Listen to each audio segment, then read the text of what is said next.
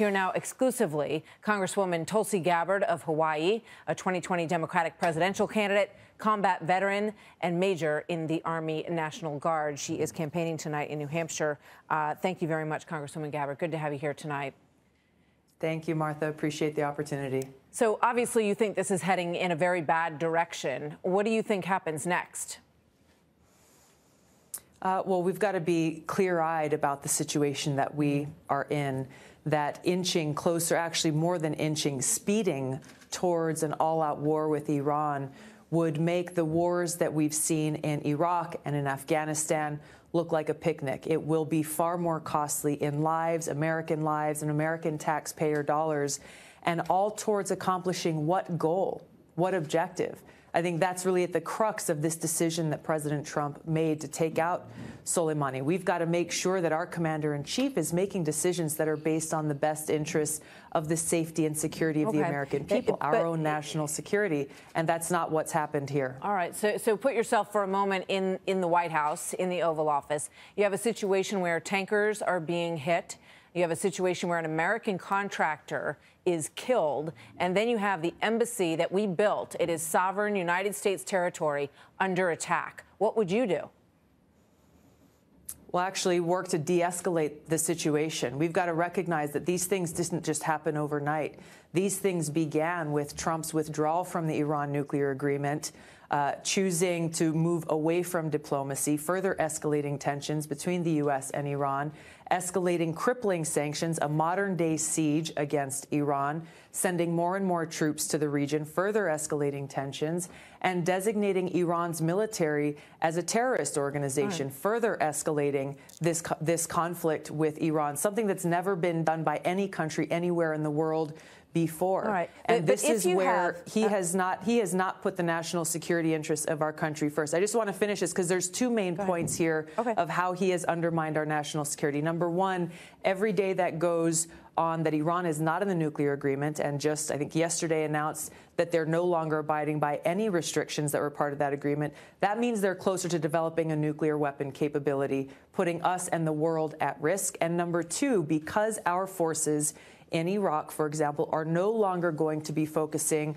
on defeating and ensuring that al-Qaeda and ISIS are not allowed a resurgence. Our commander there yesterday just said, we're not doing that anymore because now our troops have to focus on Iran, allowing ISIS and al-Qaeda to create and mount a resurgence that further puts us and our national security at risk. There are plenty of people who agree with you, and then there are people on the other side of the equation who say when you are presented with intelligence, and members of Congress are going to hear what that intelligence was, I imagine, on Wednesday, or at least a little bit more information on these imminent threats, and you don't take the target of opportunity to take this person out who is behind those threats to American citizens and American military, you take a risk of having people then turn back to you and say, how could you have allowed our people, our military, to be made vulnerable by this attack when you knew you had the opportunity to take this guy out? And I want you to listen for just a second to Sergeant Bartlett, who has been a frequent guest on this program, when he talked to us the other night about the IED that was Iranian-made that blew him up and changed his life and took away his friends. Watch this. It's retribution for guys like this. Sergeant First Class Brian Mancini, dead at the hands of Iranian, passed his injuries. Sergeant William J. Brooks, Corporal Bishop, Robert Siddham. All these guys are their friends, have died at the hands of the Iranians in this current regime, and some to the Quds Force, and Soleimani at his hands. So for us, it's retribution. So given the opportunity to take him out and prevent further attacks against men and women like that, how do you not take it? Oh, look, Martha, I'm the only candidate running for president who's actually served in uniform in Iraq during the height of the war. I understand very clearly both what happened and the situation, the challenges that we are dealing with there now. But here's the key, that as commander-in-chief, the commander-in-chief should not be making decisions based on who is a bad guy or even who has blood on their hands. The commander-in-chief needs to make a decision about what is in the best national security interests of our country. And I just gave you the two biggest examples of how Trump's decision has undermined our national security and made the American people less safe.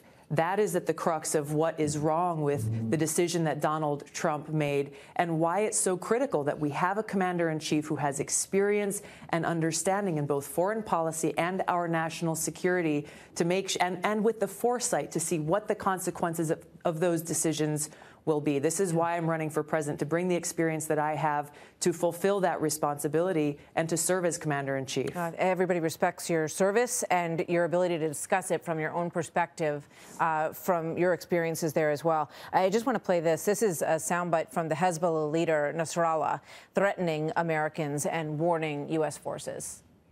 When the American soldiers and officers' coffins start moving to the United States, as they came vertically, they will go back horizontally. Then Trump and his administration will recognize that they really lost the region and they will lose the elections.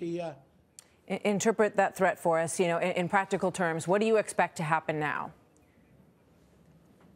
Look, it's hard to say with specifics, but I think that this statement is further affirmation of how this step that Trump took is a serious escalation of this war that further puts the American people and our troops in the region at risk. This is why I am calling for our troops to get out of Iraq and Syria now, because the longer that they stay there, the more likely it is that we will find ourselves entrenched into another endless quagmire of a war with no one able to define what does winning look like, what does victory look like, what are we actually trying to accomplish, and how does it actually serve the best interests of our people and of our safety and security.